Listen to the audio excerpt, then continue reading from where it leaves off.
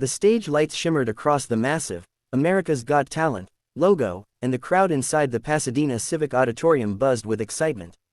The new season was in full swing, and every audition felt like a spark waiting to set the stage on fire. Among the hopeful contestants waiting backstage, a slender 13-year-old boy sat quietly on a wooden bench, hands clasped tightly together. His name was Eli Mendoza, a Filipino kid from Davao City who had flown thousands of miles with his mother, carrying nothing more than a duffel bag, a dream, and a memory that still ached deep inside. He was dressed simply, a white hoodie, black joggers, and worn-out sneakers that had seen too many practice sessions on rough pavement. His mother, Maria, sat beside him, whispering prayers under her breath. "Anik, remember what we talked about," she said softly, brushing a stray lock of hair from his forehead. "You dance not just for the judges. You dance for him." Eli nodded. He didn't reply, but his eyes spoke volumes. Him meant his late father, a jeepney driver back home who used to play old music while Eli danced barefoot outside their small house. It was his father who'd first told him, "Dance is how your soul speaks when words fail." 2 years ago, a storm took him away. Since then, every beat Eli moved to was a silent conversation with the man he missed most. Backstage, producers scurried around, checking microphones and camera feeds. A tall stage manager with a clipboard called his name. "Eli Mendoza, you're up next." Eli's heart began to pound. His mother squeezed his hand. "Whatever happens, I am proud of you," she whispered in Tagalog. He nodded again, took a deep breath, and walked toward the blinding lights of the AGT stage. The moment he stepped onto the stage, the energy changed. The crowd hushed. His small frame looked almost swallowed by the grandeur of the set, but something about the way he carried himself, his quiet confidence, his respectful bow, caught attention immediately. Simon Cowell leaned forward. "Hello there, young man," he said with a warm but curious smile. "What's your name?" "My name is Eli Mendoza," he replied shyly, his Filipino accent clear and gentle. "How old are you, Eli?" asked Sofia Vergara, her smile radiant. "I'm 13 years old." The audience cooed. Heidi added, "Ah, so young. And where are you from?" "I'm from the Philippines," he answered proudly. "Davao City." The crowd erupted into cheers, and Eli couldn't help but beam. Simon waited for the applause to fade. "Well, welcome to America's Got Talent, Eli. What will you be doing for us today?" "I'll be dancing," Eli said softly. Simon tilted his head. "Dancing? That's brave. There have been many dancers on this stage. Why do you think you're different?" Eli paused for a moment, eyes glimmering. "Because I'm not just dancing for me, sir. I'm dancing for my dad." The audience went silent. Simon's face softened. "That's beautiful," he said. "Take your time. The stage is yours." The lights dimmed. A single spotlight fell on Eli. The first haunting notes of Calum Scott's "You Are the Reason" filled the air. Eli closed his eyes and whispered under his breath, "For you, Papa." Then he began to move. At first, his dance was slow, graceful waves of motion, each movement deliberate and tender. His hands reached upward as though he were grasping for something just out of reach. Every extension, every spin carried the weight of longing. The crowd could sense it. This wasn't a kid just showing off choreography. This was grief and love turned into motion. Halfway through the performance, the tempo changed. The soft melody shifted into a powerful remix, and Eli's body exploded with energy, flips, spins, sharp pops that punctuated the rhythm with raw intensity. The audience gasped as he transitioned from a powerful break dance move into a contemporary flourish that looked like he was cradling something invisible in his arms. It was as if he was holding his father's memory right there, refusing to let go. When the final note hit, Eli froze mid-motion, one arm reaching toward the heavens, the other pressed over his heart. The music faded, but the silence that followed was louder than any applause. And then, an eruption. The audience stood. Cheers thundered across the auditorium. Some people were crying. Heidi covered her mouth, eyes glistening. Sofia clapped furiously, mouthing, "Beautiful." But all eyes turned to Simon. Simon Cowell, the man known for his stoic composure and ruthless critiques, sat frozen. His chin trembled slightly as he blinked rapidly, struggling to speak.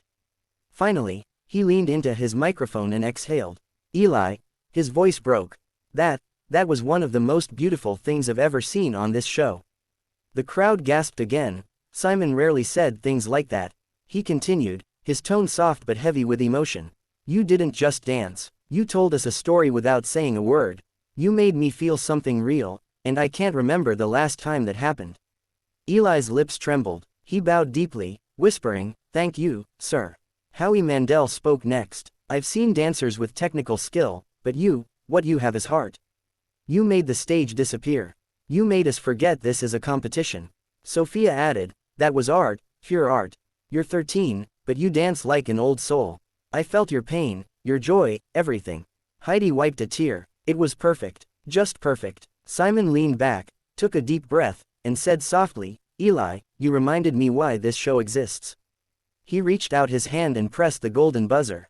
The sound exploded through the theater. Golden confetti rained from above, swirling like tiny stars around Eli as he dropped to his knees, overwhelmed. Maria, backstage, burst into tears. Eli looked up through the shower of gold, whispering, "Papa, we did it." The video of Eli's audition hit YouTube hours later and went viral overnight. In less than 24 hours, it had 15 million views. Comments poured in from around the world. "Not just a dancer, he's a storyteller. I'm sobbing. You can feel his soul in every move." Simon Cowell crying, "That's when you know it's real." Filipino communities everywhere shared his performance with pride. News outlets in Manila replayed it on television, calling him the boy who danced for the heavens. But while the world celebrated, Eli remained grounded. "I'm just dancing for my dad," he said in interviews. "He always told me, your body remembers what love feels like." I think that's what happened out there. When the live shows arrived weeks later, Eli was nervous again. This time, the stakes were higher. He'd spent days rehearsing in a small studio with cracked mirrors, guided by a choreographer assigned by the show. Yet, despite all the help, Eli stayed true to his roots, mixing street dance, folk rhythm, and storytelling. Before stepping onto the stage for the semifinals, he held his father's rosary in his hand. Maria kissed his forehead. "Do what you do best, Anik. Feel every beat." This time, the stage was darker. Smoke billowed across the floor as a piano version of "Fix You" by Coldplay began. Eli moved with haunting elegance, barefoot, his expression filled with vulnerability. At one point, he mimed holding hands with an invisible partner, guiding them through light and shadow. The imagery was unmistakable. It was his father leading him through life, and him learning to let go. By the end, he stood in the middle of the stage, hands open to the light, tears streaming down his face. The audience was in tears again. Even Howie looked shaken. When the music faded, there was silence again, then a standing ovation. Simon wiped his eyes with the back of his hand. "Eli, I don't even know what to say anymore. You've done it again. You made everyone in this room feel something deeper than entertainment. You've reminded us that art can heal." Eli smiled softly and said, "Thank you, sir. My dad used to say when you dance from the heart, you never dance alone." By the time the finals came, Eli had become a global phenomenon. Every major outlet wanted to interview him. Fans sent letters from Japan, Brazil, the UK, and of course, the Philippines. His final performance was teased everywhere. Will the 13-year-old Filipino dancer win it all? On the night of the finale, the auditorium was electric. Simon greeted him warmly before he performed. "Whatever happens tonight," Simon said, "you've already changed lives. Including mine." The lights dimmed again. This time, the song was "Rise Up" by Andra Day. The performance began with Eli sitting on the floor, head bowed. Behind him, a projection displayed clouds drifting across a dawn sky. As the vocals soared, Eli rose, slowly, powerfully, every movement mirroring the emotion of the lyrics. His dance told a story of struggle, of finding light after darkness, of love that never dies. The moment the beat climaxed, he executed a breathtaking flip, landing perfectly as golden light flooded the stage. When it ended, Eli knelt again, chest heaving. The silence lasted only a moment before the audience roared louder than ever before. Sofia was crying openly. Heidi was speechless. Howie stood, clapping. Simon leaned toward his mic and said, voice breaking, "I'll never forget you, Eli Mendoza. What you've done here is extraordinary. You made this grown man cry 3 times this season, and I thank you for that." Eli laughed through his own tears. "Salamat po," he said softly, bowing in gratitude. When the winner was announced later that night, the confetti flew once again, this time silver. Eli didn't win first place, he came in second.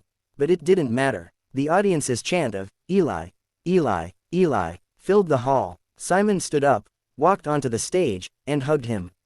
Cameras flashed as Simon whispered something in his ear that only Eli could hear. "Your dad would be so proud." Eli nodded, tears falling freely. "Thank you, sir. That means everything."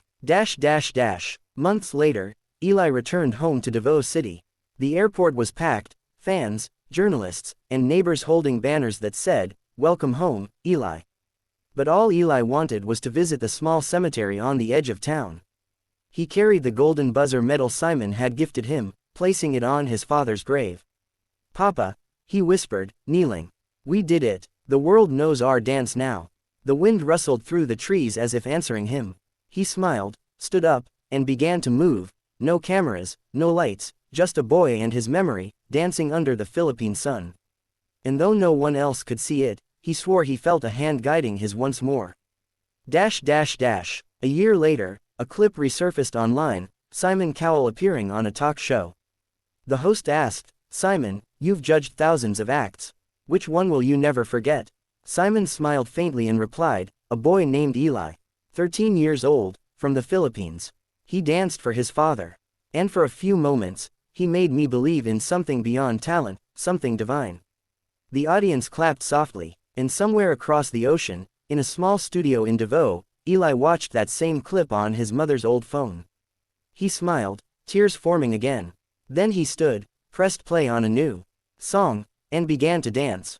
Because for Eli Mendoza, dance would forever be the language of love. And for Simon Cowell, that boy from the Philippines would always be the one who reminded him that even in a world built on competition, some performances are meant not to win, but to heal.